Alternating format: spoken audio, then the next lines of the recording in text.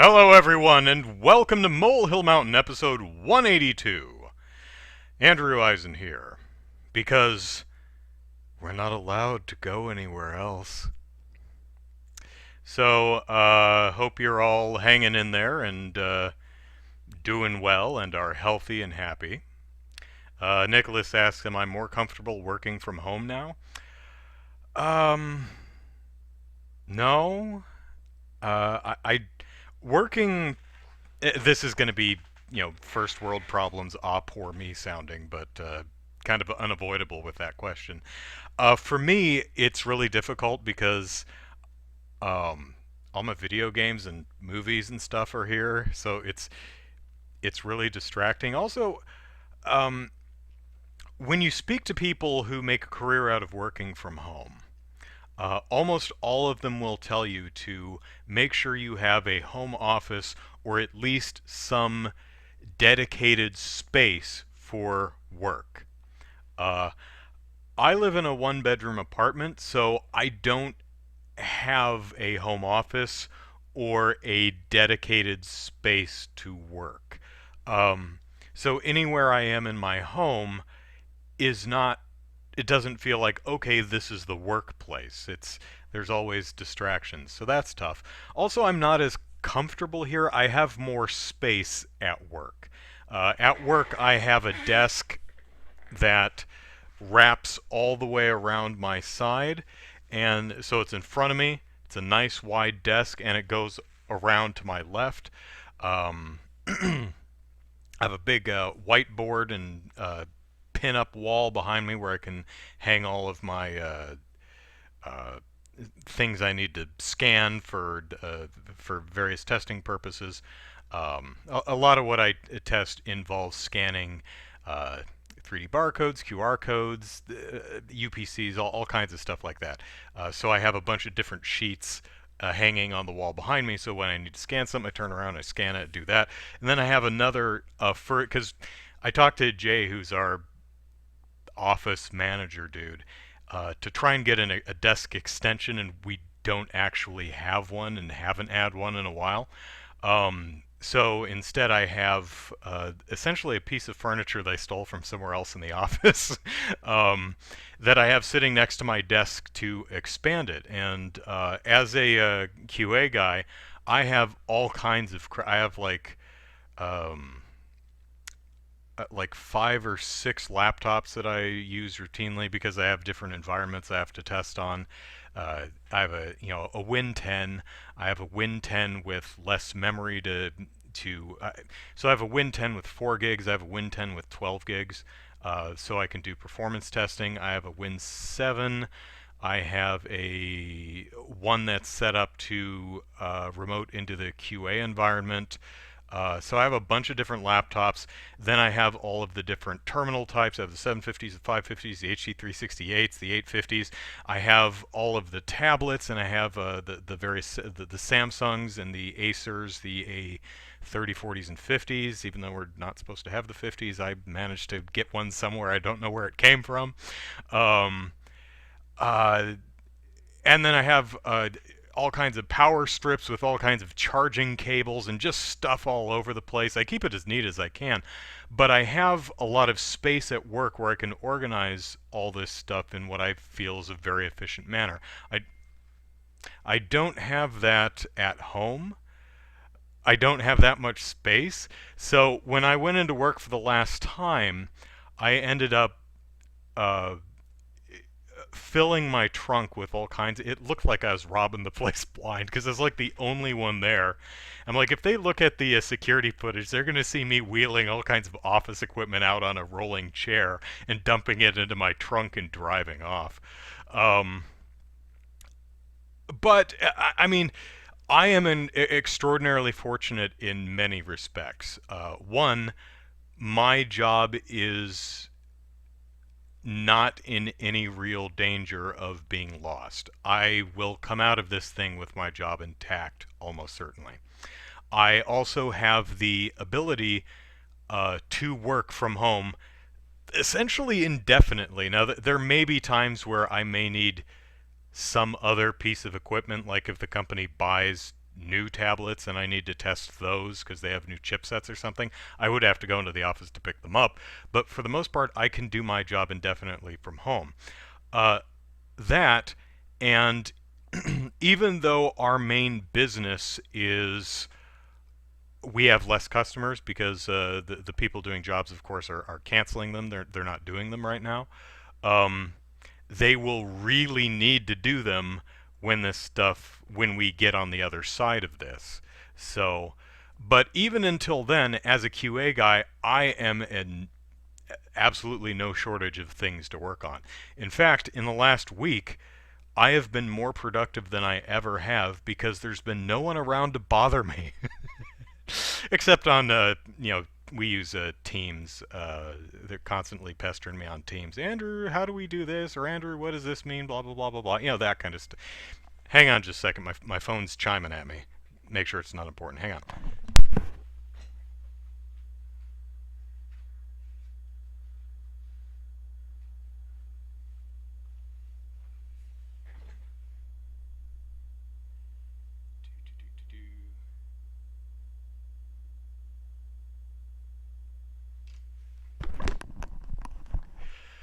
So that is... Okay. That can wait. What was I talking about? Working from home. So, So yeah, without people bothering me, and a lot of our teleconference meetings, because we have people here in Southern California, we have people in Texas, we have people in Toronto, and we have people in India, and we have people in where's SQS? Kentucky, I think. So we've got people all over the place that we're constantly conferencing with. A lot of those meetings have been canceled. Um, so I'm actually finding I'm getting a lot more work done than I would otherwise because people aren't bothering me all the time. So it's actually kind of nice in that way. But again, I am in just a ridiculously fortunate position compared to a lot of other people. So I definitely do recognize that. Uh, bu- bu- bu- bu- bu- Oh, Scrungo playing Jackbox with your family. I hear that. I wonder if I should, get that and, try and do it for the charity event or something. It's something I've been thinking about. Animal Crossing. Hello, Chaos. Working from home's not an option for Chaos. However, there is no way my company will tell us not to come to work, short of the entire building burning to the ground. Yeah. Um, so, what do you do, Chaos, if you can reveal that? Um, and by the way, if all y'all who work in service, or as our state is referring to it, essential services, food, RX, pharmacy, uh, medical, all that stuff, y'all are heroes and y'all deserve hazard pay. Me, I'm a QA dude. My services my job is secure and my services are needed and will always be in demand, but my job is not particularly making anyone's life better. So, all our service folks, hey, you guys are all awesome, and I hope you're all safe and cared for. Warehouse, yeah. So, one thing I've been doing, budget permitting, that I, I hope helps, is I'm not a very social dude anyway. Uh, the biggest impact to me personally is not going to the gym. I mean, I'm not going to the office, but I'm doing office work just here. And, but I'm not going to the gym anymore. And that limits me to cardio and body weight exercises, which is a little weird for me because the heaviest thing I have here is 15-pound dumbbells, and I have already dropped like a pound and a half. I weighed myself I'm usually about 220. I weighed myself this morning. I was like 218 something. So I'm, st- I'm start. My muscle is just like leaking off my body because I have very little way to do any really heavy strength training anymore. Oh, boo hoo, poor me. Yeah, I mean, not important at all. But um, so so one thing. So I don't go out a lot. I don't like patron a lot of local establishments. Um, but I do. I am maintaining my subscriptions to the two gyms that I am a member subscription memberships.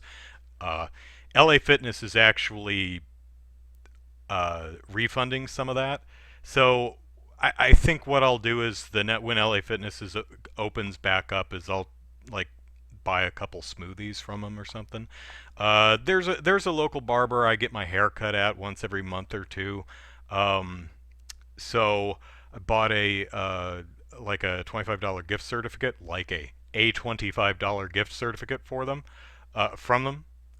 Just to give them some cash. So that's what I've been trying to do is figure out the establishments that I actually do patron, like the bar. It's called Just. Is it called Just Hair? No, it used to be called Just Haircuts or something. I think it's something else now. But so that and the sushi deli, which I treat myself to once a month. I actually couldn't find a way to buy a uh, uh, gift card or anything online. Maybe I wasn't looking in the right place, but that's something that I was like, maybe this can be something I can do right now to help local businesses kind of weather the storm. I hope anyway. Um, Also, there's of course some other stuff. I don't have a ton of money to spend, but so I gave. But I figure that if everything were cool, I would be spending this 25 bucks for a haircut this month. I mean, obviously I would. I would be spending $30 out at sushi, so I have that money to go ahead and buy a gift card from them this month, and I guess next month if, and the month after that. So that's what I've been doing. Also, there's food banks and stuff that you can support. So there are things that you can do if you're feeling helpless, I guess. Also, I know my life has not changed much. I don't have like any more free time than I used to. I still get up at the same time in the morning. I work for the same amount of time. Then I go exercise. I'm not going to the gym, but I'm still here or running around the neighborhood. And then I have a couple hours at the end of the night which I have to either shop or make dinner and all that stuff. I'm not one of the many people who are just trapped at home with nothing to do. So one of the incredibly small things I can do is a podcast or make a debut review video and give you guys something to watch. Not like there's a dearth of anything to watch on YouTube, but there you go. I'll talk about this more later, but I will be streaming a game tomorrow. A topical and appropriate game. So if y'all are among those who are looking for something to do, then you can hang out with me and we'll play a game tomorrow. So that's what I've been up to. Let's see what's going on in the chat here. Matthew says you could still do pickup at most restaurants. Have you encountered panic buying? Stores around me keep getting cleaned out. Yes, you can do pickup at a lot of restaurants. I have not heard. I mean, I've not heard. I've not tried to see if like Sushi Deli is doing delivery or anything like that. Um, I'd rather just give them some money to help them through these harrowing times rather than make them work. They're already working hard enough, and I've got food here. Not the food I, not all the food I want, because as Matthew was talking about in the chat, not all of it's on the store shelves. He's asking me about panic buying. Yeah, paper products is the big one. There is no toilet paper, no paper towels, nothing that I've seen anyway. Um, Second to that is produce, which unfortunately for me is the majority of my caloric intake. I eat a lot of produce. Most of my food goes bad in a couple of days. In a normal week, I go grocery shopping 2 or 3 times because I'm constantly restocking because I can only buy. Most grocery stores have a two item limit on every product. You can only buy two of any one thing in the store because we don't want people hoarding everything so that everyone's got some stuff. I never buy more than two things at a time anyway because they'll go bad. you know, Unless we're talking about I don't buy two bananas or two avocados or two oranges at once, obviously. But so yeah, let's see what has been hard to find. Dairy is really hard to find. Almond milk, eggs especially. I really lucked out into finding some eggs yesterday. So now I've got some eggs for about a week because I ate a lot of eggs. I did. Ooh, show and tell. Hang on just a second.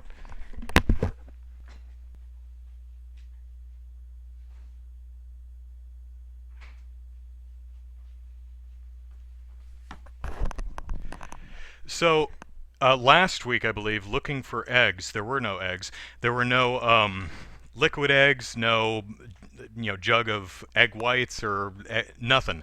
But I did find this, just egg, which is. It sounds thick, doesn't it? It's all grainy and goopy. It's actually not egg, it's plant stuff. It's plant-based scramble. It's made from plants, not chicken. It's not chicken eggs. This is imitation eggs, and it's actually genuinely gross. I tried some. It's really bad, and this thing is $8. Um, I was always I'd always seen it on the shelf. I was always curious about it. Now I know not to buy it because it's gross. But you do what you can. Let's see, 5 grams of protein, not terrible. It's also 8 fluid ounces or something. There's really not much in here. Um, Pardon me. But one thing I have been glad to see is that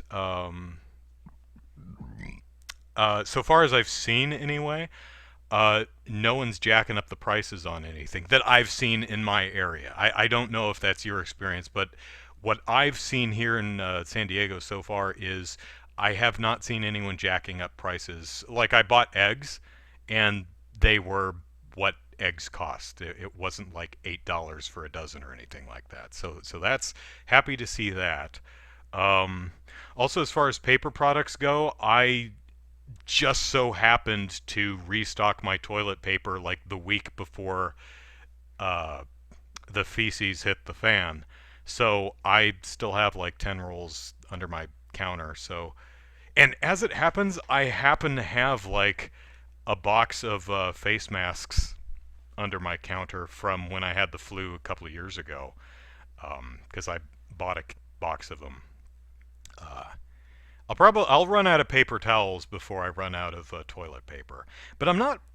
This is going to be gross, and I apologize for that. But I'm not particularly worried about running out of toilet paper because there's a convenient shower right next to my toilet. You know, I live alone, so washing my butt not that huge an imposition. I already got my pants down. So I'm already halfway undressed. So sticking my butt over the tub and washing it in the shower or something like that. I mean, that's a not ideal, but it's not the biggest deal in the world either. So,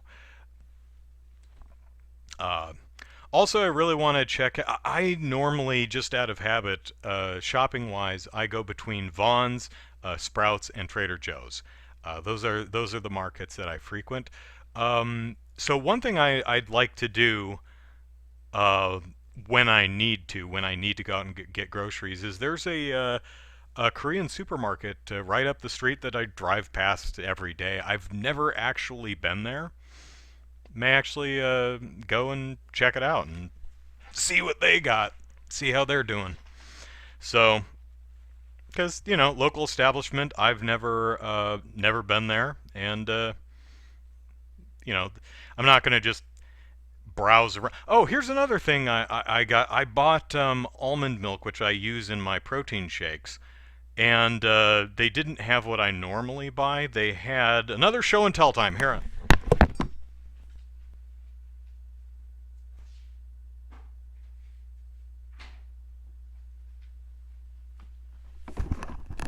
isn't this fun? They had uh, almond. So this is a almond milk with bananas in it. Okay. I mean, a banana smoothie is one of the things that I make for my protein drink. So I tried this in a banana smoothie, and whoa, banana. So you know, uh, because the store shelves are so light, I am having to try new things. For one, I actually my backup plan is I actually bought some cereal and uh,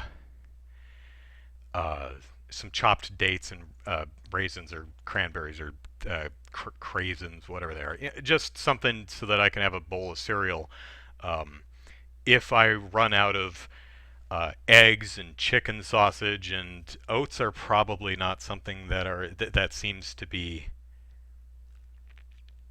Actually, they were out of the oats I normally get. I had to get a different kind, so maybe all my breakfast foods are gonna go bye bye soon. Hard to say. What's going on in here, chat? Let's see. Da, da, da, da. Tofu egg. Oh, the egg thing, yeah.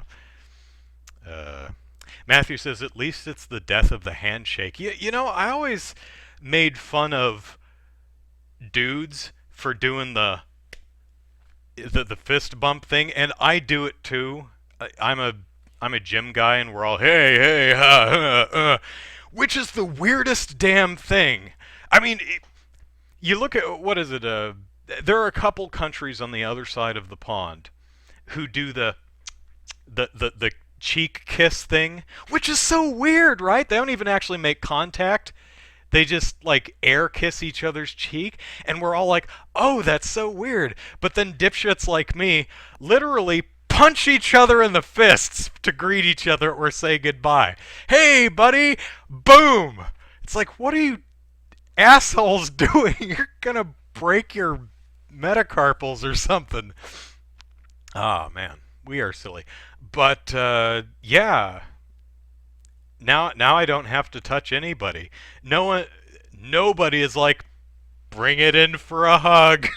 No one's doing that.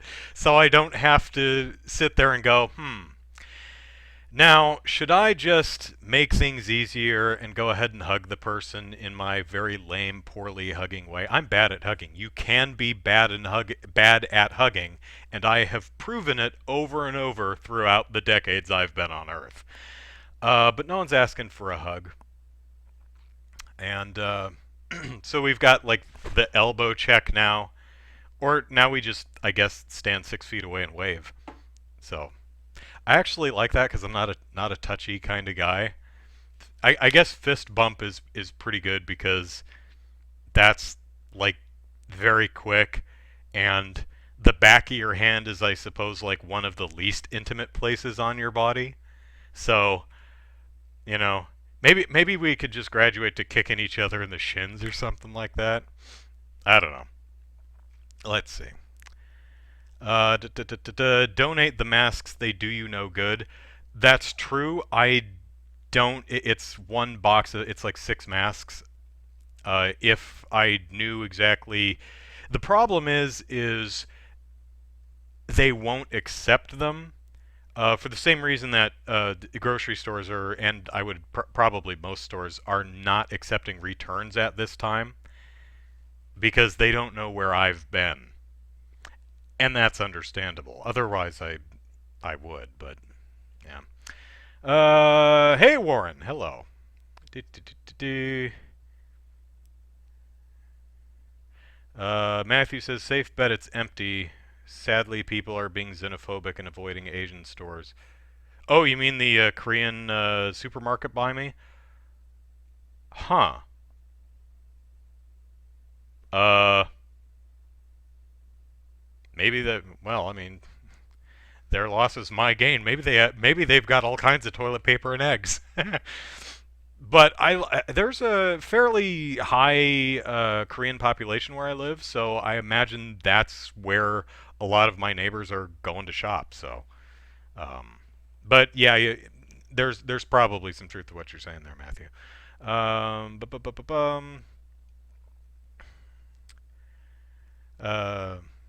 Uh, try to. I've always used the fist bump as an alternate high five. Uh, uh, oh, rice is cheap at the Asian stores. All right. I wonder if it's sold bulk or in packages. Probably both. Uh, let's see. Andreas, hello Andrew. The cheek air kiss thing is a standard greeting here in Greece. Yeah, Greece and several countries in Europe. Uh, the virus can get in through your eyes. Should have bought a full face mask. Well, I mean, it wasn't that big a deal back when I bought it because I just had the flu, and I was at CVS where the little walk-in clinic is, and oh God, I was so sick. It was the one. 2 years ago or 3 years ago, something, my work did not provide free flu shots on site. So I completely forgot to do it that year, and I got the flu in the following February. So I dragged my ass into CVS, and there was like literally a 2.5 hour wait, and it's like less than 15-minute drive to CVS. But I was so sick, I was like, you know what? I am totally fine just sitting here for 2.5 hours. I have no desire to actually walk to my car and drive home and then have to drive back.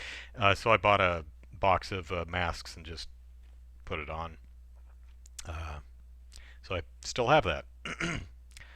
uh, bu- bu- bu- bu- bu- Andrea says some talking about the air kiss thing. Some people rub noses though. I don't know. I don't know what's worse. Oh, oh, Tritsu says it's an open box. If you've used any of them, there's very little chance they'll accept them. Yeah, I'm pretty sure it's open because unless I bought them and then forgot to actually use one while I was sitting there, which is totally possible because I was just completely out of it. But yeah, you're right. They would not accept an open box of surgical masks. Uh, so the thought's there, but not the means. So let's see. Last week I talked about the pandemic and the future of theatrical distribution, and I said, you know, what's probably going to happen is a lot of the movies that would be released in theaters right now probably going to either video on demand, going to hit the paid streaming services, or they will, if they're owned like by Disney or something, it'll go on to a streaming service like Disney Plus. And that actually happened. Onward, which came out in theaters, it's the Pixar movie, came out in theaters a couple weeks ago, is hitting the streaming service Disney Plus like next week or the week after. Frozen 2 hit early. Star Wars Rise of Skywalker is going to be hitting in a couple of weeks, I think. Um, and these movies are also, before they hit the streaming service that you may be subscribed to, most of them are hitting like Apple and Amazon pay to stream services. But what I found interesting was Universal had an announcement, and they were saying Trolls World Tour, The Hunt. What else was there? I have their press release here. The Invisible Man and Emma will be available on a wide variety of the most popular on-demand services for a 48-hour rental period at the suggested retail price of $20. And I looked, and indeedy do, The Hunt, The Invisible Man, and those movies are actually available to stream for $20, which is interesting because these are all movies that just came out in the theater. But I don't know where you live, but where I live, a movie theater ticket is not $20. I'm a matinee dude, so going to the movies to me is $6.99. But even peak hours pricing, even if you go to like IMAX, it's only like $13 to $15. Last time I was in New York, I think the tickets were like I think I saw one. I think they were $13. I think I saw one Prime theater that was like $18. I've I don't know if it's $20 to go to the theater where you are, but I like the idea of, well, the theaters are closed, video on demand. Fine idea, but I'm not paying $20 to see The Hunt or The Invisible Man, much as I'd like to see it. No thanks. That seems like just way overpriced. And I get that you're renting the movie and you get it for 48 hours, but rarely do I see a movie in the theater and be like, boy howdy, I need to see that again tomorrow. So I don't know. Maybe I'm just cheap. I don't know how popular that offering is going to be. So let's see what we're doing in here.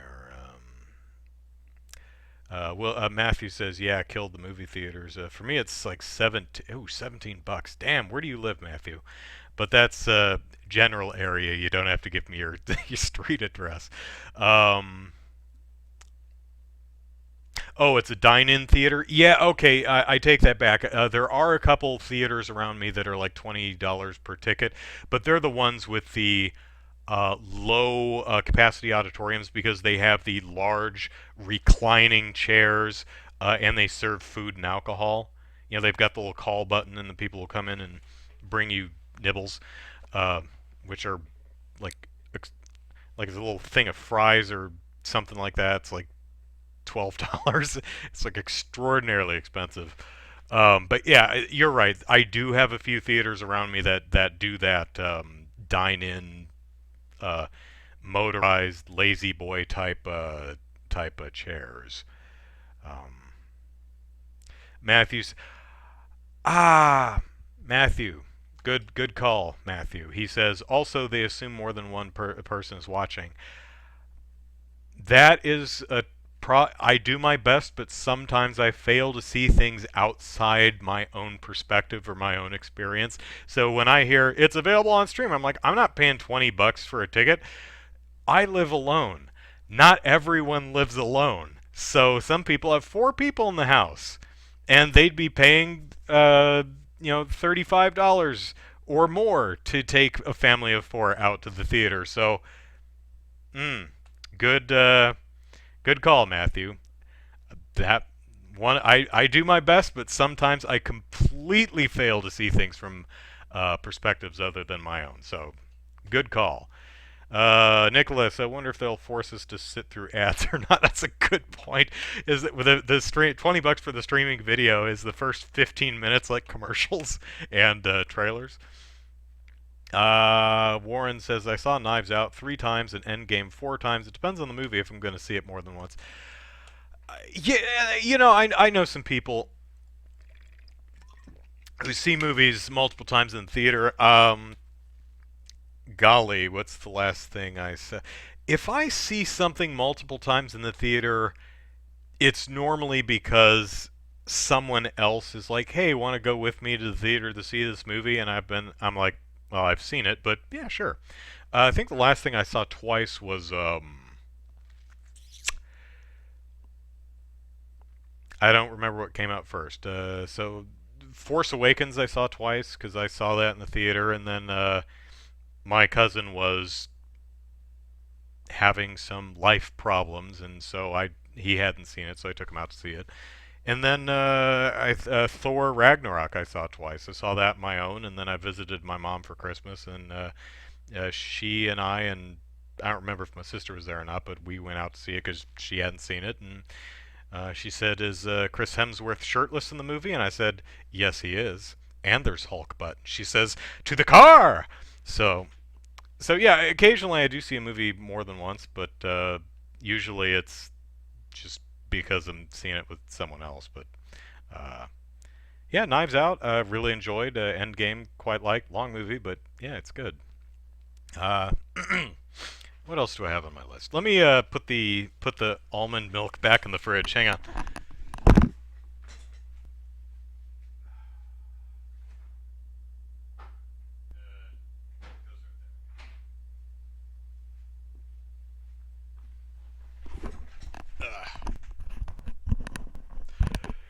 All right.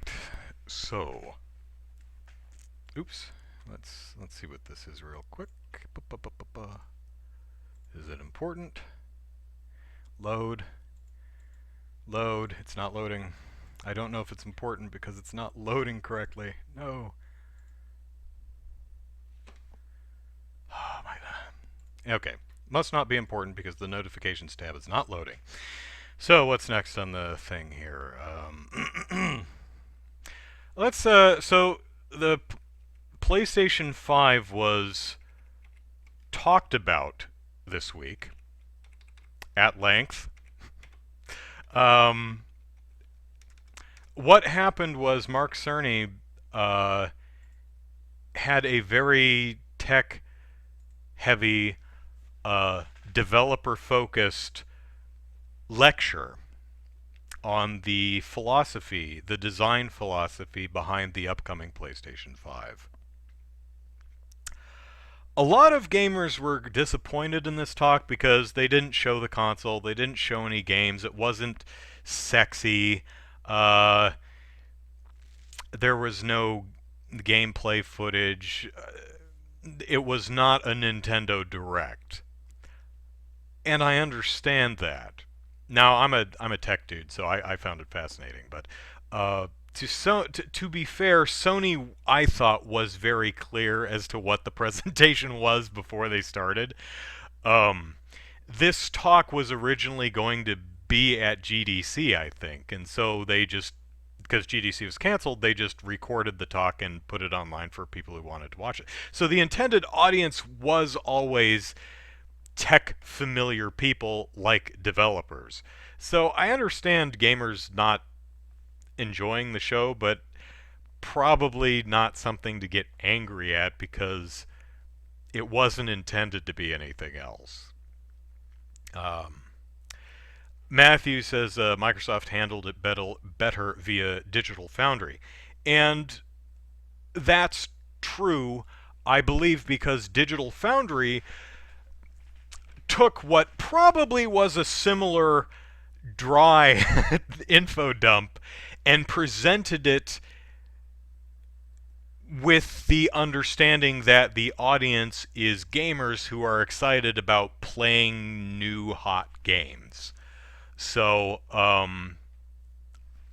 yeah. So I think from a gaming perspective, the way Digital Foundry reported it was much more digestible for your average gamer than just watching Mark Cerny talk about the design philosophy behind the PlayStation 5 for an hour. Um, I found it fascinating. I thought it was really interesting. Um, and I'll say on both Microsoft on Microsoft's side, I when they showed, I think at the Game Awards, I think they showed off the tower of the Xbox Series X, and I looked at it and I went, eh, eh, meh. Talk about two GameCubes being duct taped together. It's literally two GameCubes stacked on top of each other. Um, I didn't really care for I mean, who cares what it looks like? Maybe not the easiest to fit on all entertainment shelves. I think it can be laid on its side if you want. Don't quote me on that. I asked someone and they said yes. I said, all right, if you say so. But Digital Foundry's teardown showed the inside of the casing and how everything is fit inside like a Jenga tower. It's sitting on a gigantic heatsink. I I actually kind of like the design now that I've seen its innards and how all of its pieces are packed in the case. I just think it's kind of neat the way they did it. Um, Sony's, I think they have some very interesting ideas with uh, capping the frequency that the chips run at, and um, rather than adjusting the frequency to the temperature, they are doing it like the other way around. Um, so who knows how well that will work? Also, I really love the part of Sony's presentation where they're like, um, so we're using not Microsoft's going to be using a proprietary solid state hard drive that you just plug in like a thumb drive. Um, Sony is saying you can use an off the shelf thing, but only but they don't exist yet, and when they do exist, they're going to be super expensive, and not all of them will necessarily fit in the bay that we have on the PlayStation 5.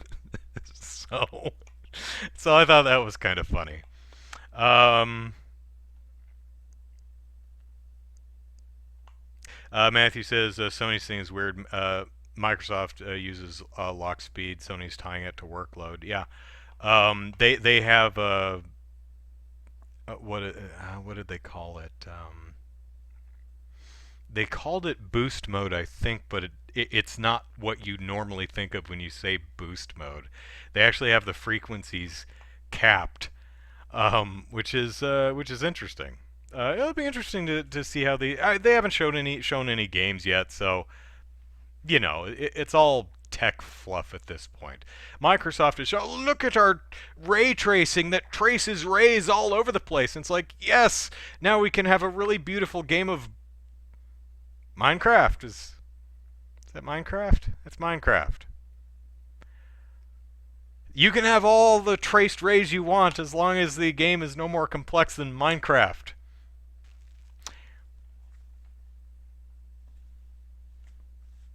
We'll see how it works.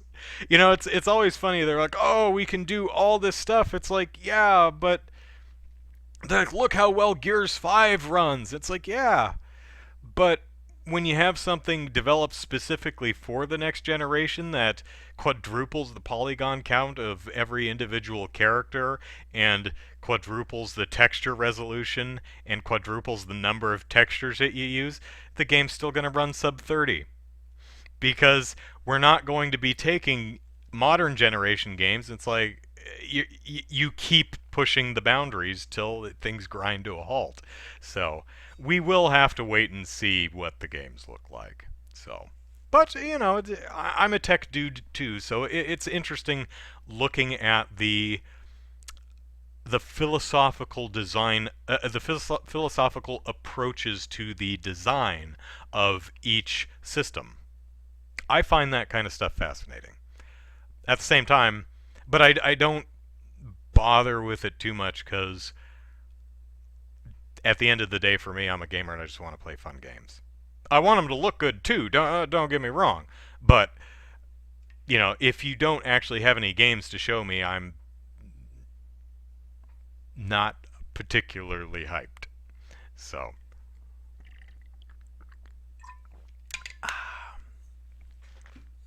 Matthew says, to be frank, the Minecraft demo is impressive because it's fully path traced. You're right, it's path traced instead of ray traced. A bit of a distinction there. And yeah, it is impressive, but not all games are going to look at that. And because the way Minecraft renders its world with cubes, that makes it a lot less load intensive to do full path tracing. When you have a game with an incredibly complex environment, you're probably not going to be doing it to that scale, which, is to be expected. So, pardon me. So, let us move into games that I've been playing this week. So I played the. Does this notification want to work now? No, it doesn't. So I have no idea what it's trying to notify me of. So I played the Resident Evil 3 demo, and Matthew says, I'm well aware that nothing past Quake Minecraft can be path traced with current hardware. Yeah. Um, it's always weird. I mean, you came out with the PlayStation Pro and the Microsoft Xbox X. What? What's the Pro version? It's the Microsoft One X, right? My Xbox One X. That's what it is. And it's like they can do 4K, and it's like, yeah, but they don't. Mostly, most of them aren't full 4K, and the ones, at best, a lot of them are using different upscaling algorithms to output for. They're not native 4K. They don't run particularly well a lot of the times. It's like, oh, it can if it's simple and under the right conditions. You get that a lot with all tech. It's not just Microsoft or Sony. Xbox One X. Thank you, Chaos. Anyway, Resident Evil 3. So I'm a fan of Resident Evil. The remake comes out early next month, and they just published a demo, and it takes place in. It's interestingly the demo for Resident Evil 2. I think was just the beginning of the game. Like I think they give you like a 20-minute time limit to get as far as you can. Maybe you started in the police station instead of out on the road. I don't remember. But they gave you 20 minutes. I think it was the one-shot demo. You got one playthrough. And I think once you got to Marvin, I think the demo ends regardless of how much time you have left on the clock. But the demo in Resident Evil 3 is from the middle of the game somewhere. It's the part of the game where you meet up with uh, the Umbrella paramilitary group, and they're on that cable car, and they're trying to get the cable car to move. In this game, it's a subway train instead of a cable car, and there's actually some survivors wandering. They've got some survivors, and they're all gonna die. They've got some survivors in one of the car, which is nice to see. It makes the Raccoon City feel more alive, and occasionally you do see uh, you walk out of the subway station. There's like some people running around, and what's funny though is you look at where they ran to, and there's like a dead end. It's like, where did they come from and where did they go? I guess unlike Special Forces operative Jill, they can climb over stuff. She cannot. Uh, it's a fun demo. It lets you wander around the streets of Raccoon City for a little bit, and then you get chased around by Nemesis, and then you get to a certain point, and Nemesis and you stare down, and then it ends. It took me about 20 minutes to get out of the subway station because the subway, the cars, and the station itself are plastered with some really wonderful set decoration in the form of movie posters and advertisements. Some of them are advertising Resident Evil 3, which comes out April 3rd, 2020, which is kind of weird because the game takes place in like September of 1998. So there's a movie poster for something that comes out, later in 1998, right next to the fourth wall breaking movie poster for a game that comes out in 2020. It's like, wow, that's gonna be a while. 22 years until this comes out. What's this thing? Imagine if they advertised Duke Nukem Forever, back in '96 or something, or whenever the hell they talked about it, and they're like, Duke Nukem Forever, planned release date 2016. It's like, holy jeez, you guys gotta take that much time with it? Wow. But there's some really fun movie posters, and there's a poster for a TED Talk on the future of robotics hosted by Dr. Wiley and Dr. Light. Oh, it's great. There's some really wonderful stuff in there. And I was just aiming at walls. Probably Carlos and Mikhail or whoever that was are staring at me like, what is this weird woman doing? I don't think we should have asked her for help. Also, the game does a lot better job of. Oh, also the Mikhail guy, I think that's his name. He's not like laying unconscious anymore. He's actually sitting upright and talking to you, and he seems like a decent chap. And Carlos seems like an okay dude too. Jill seems kind of mean, but then again, these people work for Umbrella, and you know what? Had I been through what she'd been through, I might be a bit persnippety with Umbrella employees too. So I'll give her a pass on that. Plus, she's probably had a rough night.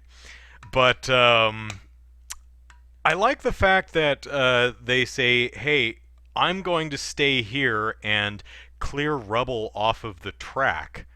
Could you go to the substation and turn the power back on so we can move these people out of here?" That's pretty cool because it's been a long time since I've played Resident Evil 3, but that game, like a lot of others, when you meet other characters, it never really feels like they're doing anything. It always feels like you're doing all the work. My favorite example, I think, is Star Wars: Shadows of the Empire, where you play Dash Rendar, and you're flying through space with Luke. You're in your ship, the Outrider, I think it was called. Luke's in his X-wing, and you approach this. It's not a star destroyer, but big enemy ship. And Luke says, "Okay, Dash, you go inside and take care of all the bad guys. I'll patrol around out here." It's like, oh geez, thanks, Luke. I'll just do all the work. You just pace back and forth out here, and you see that kind of thing all the time in video games. And Resident Evil 3 is no different. And the reason they do that is because they don't want you to feel like the non-player character is bogarting your gameplay. It's like, well, dude, I would go collect the rune stone. I want the gameplay. You sit on your ass, NPC, and just I am error yourself. The reason that happens is because if you played No More Heroes 2, the first game, I think there's like 10 bad guys, and you have to work through them in order until you're number one, right? In the second game, there's 50, and you start at 50 and you go down, and you're like, oh my god, there's so much content. And then they just skip from like 43 all the way down to 5. Like, I forget what happens, but they just all die or something like that. And you feel cheated.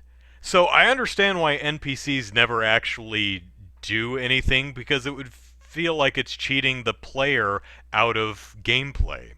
But Resident Evil 3 found a good solution. It found something for Carlos to do. Mikhail is injured, so he can't do anything.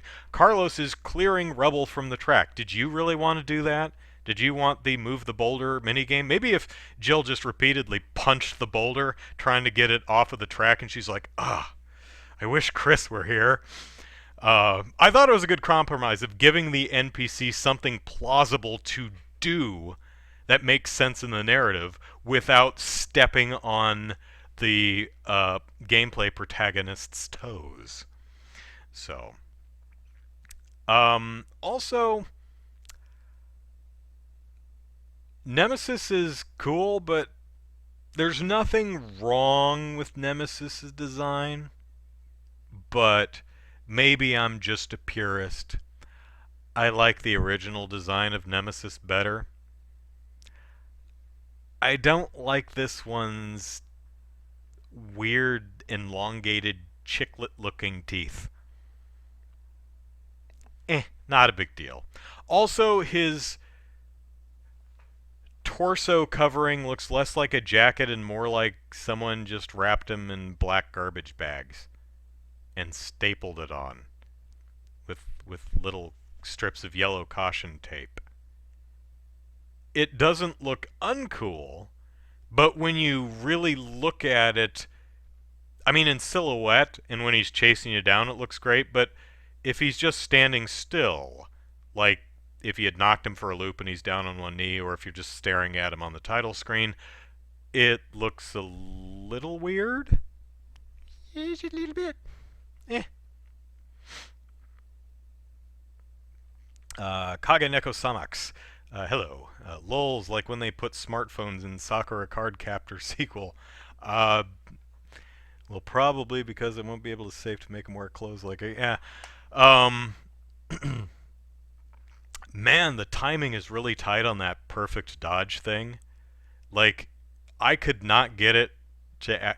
I didn't have really any problems perfect dodging Nemesis's attacks, but damned if I could get it to work with any zombies.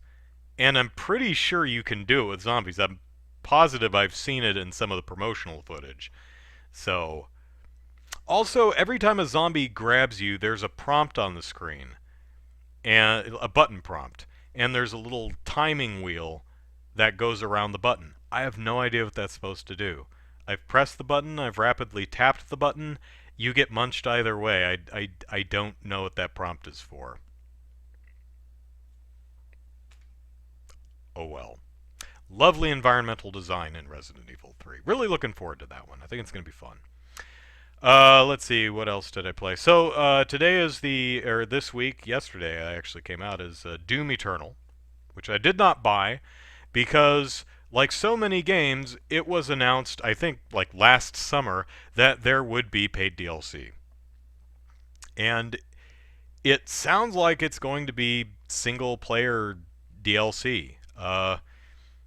So, we still don't know exactly what it is. So far as I've seen, id Software and Bethesda have not shown it off. Oh, they'll sell it to you. They'll sell it to you for $30, or I guess an extra 10 if you buy the deluxe edition. Whatever it is, I forget what the pricing is, but so I'm not buying it for now. I'll get it at some point because I really love Doom 2016, and this looks insanely fun too. But I'll wait a year and a half until the Doom Eternal Game of the Year edition or Collector's Edition or Gold Edition or whatever comes out for $40 and includes all the DLC stuff. Or they'll announce the DLC and it'll be just, online modes or multiplayer maps or something like that I personally don't care about. And they'll be like, okay, the game is now, I'll pick it up for 50. Here's the thing. If Bethesda had not announced that there was going to be paid DLC in the next year, I absolutely would have purchased this game yesterday for $50. So, yeah, you're lost, Bethesda. I'll get it at some point, though. Game looks like a hell of a lot of fun. And lastly, Animal Crossing. I have a history with Animal Crossing. Allow me to regale you with my history with Animal Crossing.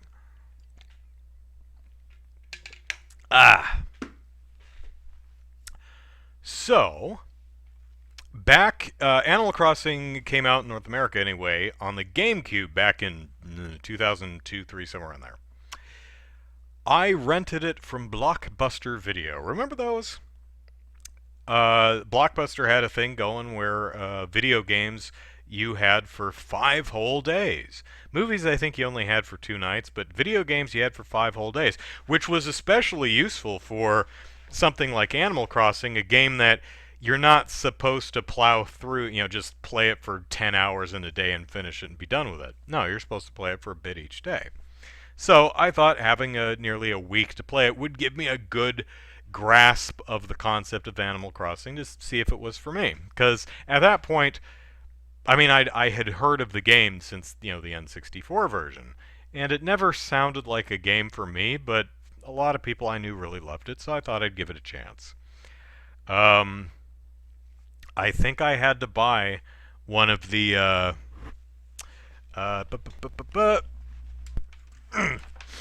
one of the big block memory cards for the GameCube, in order to play it. Because the game, I think, was sold with a memory card. Because they had the gray ones, which were like a quarter the size. And then Animal Crossing came out, and they came out with the larger ones. And so I think I don't remember if GameStop actually provided one or if I had to buy one in order to rent Animal Crossing. And it dropped it on the floor. So, So I rented the game, I took it home, and I named my character Asshole, and I named my village Hell, because that meant that all the fuzzy little woodland creatures kept coming up to me and said, "Hello, asshole. Welcome to hell." Because I was, and still am, that immature. And it made me giggle every time they called me an asshole. Um, and I made my name lowercase and everything, so it fit the sentence structure. um, so by the end of the week, I had paid off Tom Nook many times over. I had fully expanded my house. I had caught every single bug that you could catch at that time of year. I had caught every single fish that you could catch at that time of year. I had not found all of the fossils, but I had found many of them.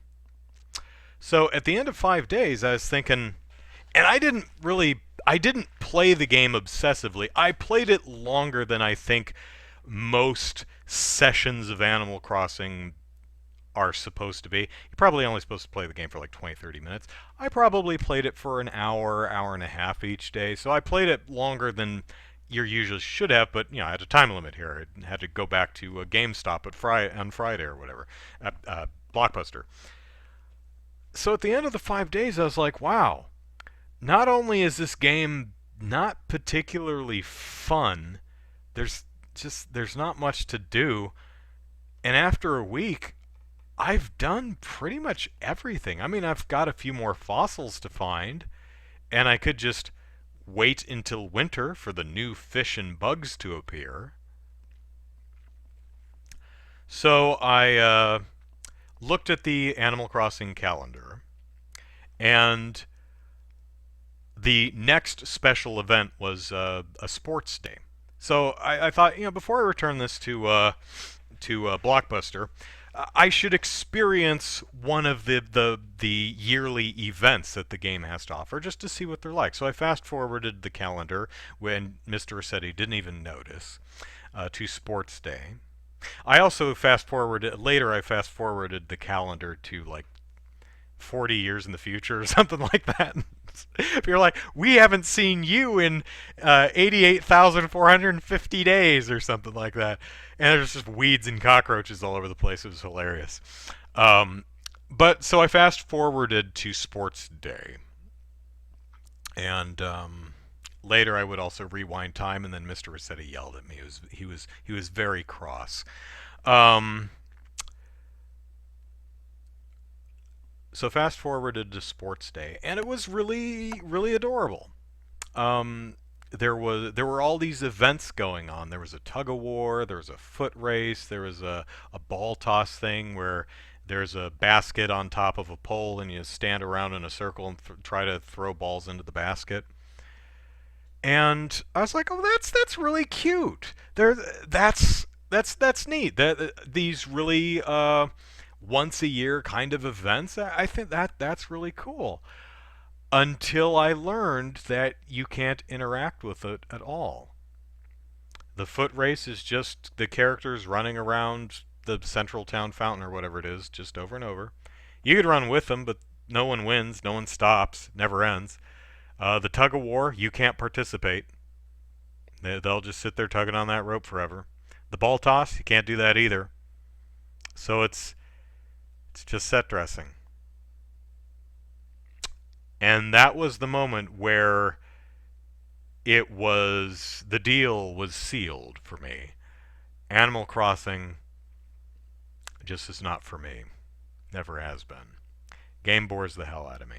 I really appreciate the game. I mean, I love games that try completely different new things, um, because you never know if there's an audience for that. In the case of Animal Crossing, there absolutely is. There's a huge audience for it, and from the folks I've talked to, they're just utterly loving this game.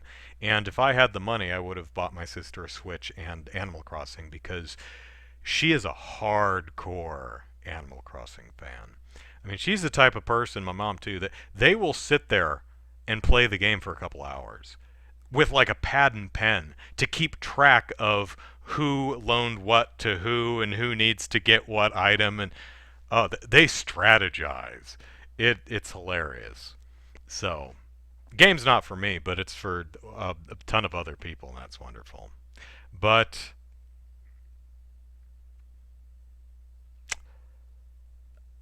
I was thinking about Animal Crossing this week, um, because there's a lot of fun fan art on social media if you know where to look. And I was thinking, what if, what if you turned on your Switch and you visited your island in Animal Crossing and you found out one of the animal villagers had been murdered?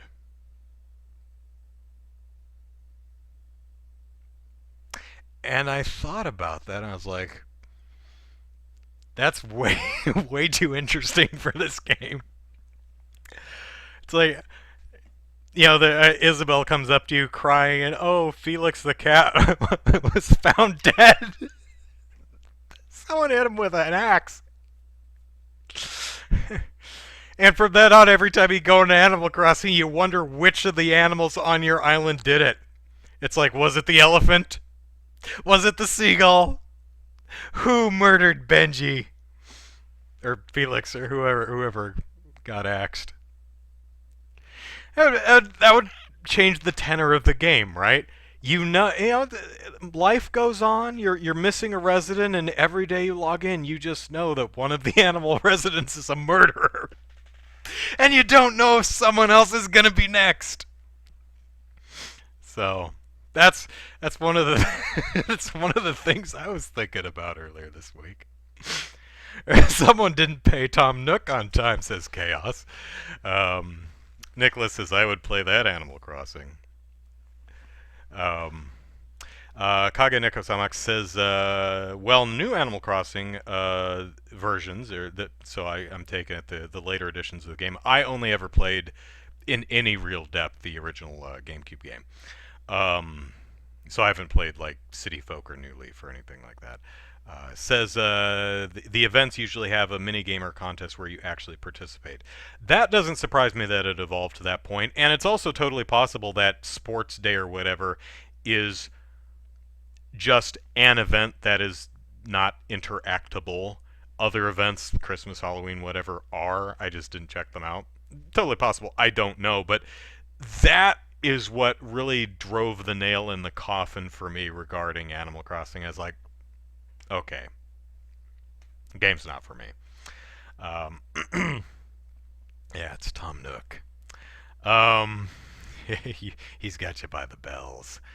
Um, Imagine you're just wandering around and you see that little split in the ground and you take out your shovel and you think you're going to be digging up maybe a bag of gold or a fossil or something. Then you dig up one of the animal villagers' corpses. Oh my god! Oh my god, Tortimer! Someone buried his body out here! What the hell? I remember in the game you could, I don't remember if you could hit anyone with the axe, but you could definitely smack people in the head with the butterfly net. Uh, maybe too many wallops with the butterfly net, and it's like, they know where you sleep. You find a blood stain on the beach. Yes. Yeah. So, these are the things that drift through my head when I'm at work. Um, anyway, so time to close the show. But that is not the end of our social isolation fun. For tomorrow, I will be streaming a game. So I think I'll start streaming at noon. And we will be playing a very appropriate game for this day and age, Firewatch. A game that I've had for a while, and I've always wanted to check out. I remember when I first saw this trailer back in God E3 2015, 16, somewhere on there. Um, it's you play a like Forest Service dude who sits up in a fire watch tower and watches for fires out in the woods somewhere. And you hike around and you rappel down cliffs and you pick up beer cans left by stupid campers and uh, fix broken porta potties, or you do your duty out there, and you've got your boss on the radio or something like that, and it a very simple but attractive look, and the person on the other end, the way the trailer ended, and I thought, oh, this looks kind of fun, and the way the trailer ended is the person on the other end of the walkie-talkie says, "Hey, where are you?" And it's like, "I'm at the bluff overlooking the canyon at Jumper Lake or whatever." And she's like, "Then who's in your Firewatch tower?" And he turns around and there's like a light in the tower, and it's like, ooh, that's so I always thought that was rather intriguing. No idea if the game's any good, but it's about a guy who has, I think, like a failed marriage or something like that. So he retreats out in the middle of the woods to be by himself. So it's a perfect game for these socially isolating times. So if you have the time and desire, tomorrow around noon Pacific Standard Time, join me, won't you? And we'll play an hour or so of Firewatch, in which we will practice social distancing by completely ignoring your boss on the radio. Every time she calls to give me a chore, like, hey, there's someone lighting a fire and the fire danger's too high, so go tell them. It's like, can't hear you, busy with my crossword puzzles, bye. So I don't know if you can ignore people in the game. Don't know. Should be fun. So we'll do that tomorrow around noon Pacific Standard Time. That's it for tonight. Thank you, everyone, for hanging out with me. Hope you enjoyed the show, which really honestly just consists of me blathering for an hour. But hope you're all keeping safe and healthy and happy, and I'll see you tomorrow. And if not, see you next week. Bye-bye, everyone.